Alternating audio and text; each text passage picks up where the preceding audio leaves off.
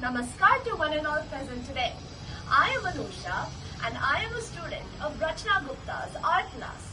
Today, I will be giving you an insight on the artistic culture of India. Konnichiwa everyone to this art exhibition held by our beloved Rachna Gupta. I am Anika and today I'll be taking you into the depths about Japanese artistic culture. Thank you for gathering here today to dive into this rich and colorful world of Indian artistic heritage. Now when we talk about heritage, it's like discussing a well-cooked curry. There are countless ingredients. It's a bit spicy but leaves a lasting impression. As for Japan, we'll be diving into the fascinating and intricate world of Japanese artistic culture. Now when we talk about Japanese artistic heritage, it's like diving into a beautifully arranged bento box. Every component is perfectly placed, aesthetically pleasing, and may leave you wondering how they made something so complex look so simple. Anika, Japanese culture is like a well-organized bento box, like you said. So, don't you think that a culture too organized is a little bland? By the way, I love sushi and I crave it every day. Whenever you see it, Anusha, as I view it, India has such a variant culture. You guys are like curry. Spices are going in every direction, like pew, pew, pew. Indeed, India's culture is insanely variant, but that shows the diversity of culture from one part of a country to another. Similarly, Japan is a creative and advancing country, and yes, sushi is a very scrumptious cuisine. As we move ahead, we will be looking at two paintings which are very beautifully portrayed and captured by our teacher. Now, as you look at elephants, you might wonder, why elephants? What do they symbolize? What do they mean? Well, elephants are a major component of Indian art.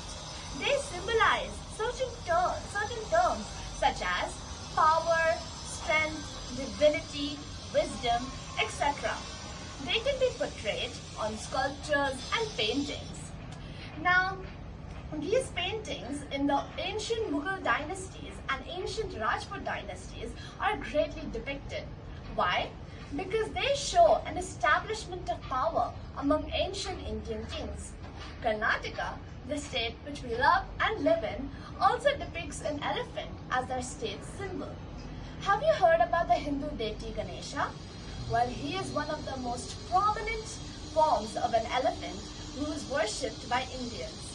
Moving on to Japan, Mt. Fuji and the Red Sun are iconic symbols in Japanese art. These iconic symbols shows the country's natural beauty, spirituality, and national identity. Let's start with one of the most famous depictions of Mt. Fuji, which is the Katsushika Hokusai series. In this series, it shows the Mt. Fuji in different places, seasons, and times, with the red sun behind it in a rising or setting form. In the red sun, it is depicted as a beginning of a passage of time. And another form of traditional Japanese form is Nihonga. In Nihonga, it shows the red sun as a harmony between nature and God. And the Mt. Fuji is depicted as a serene and idealized manner, using natural pigments and traditional techniques. India's art culture and Japanese artistic heritage both showcase profound cultural and historical richness. So in India, the art, it is like very intertwined with religious symbolism, such as depictions of elephants, which showcase great power and strength. This blend of spirituality and cultural identity is evident in its art. Japanese art, on the other hand, reflects harmony between nature and God. These motifs are represented in ukiyo-e prints, Nihonga paintings, ceramics, and textiles, embodying Japan's respect to nature and tradition.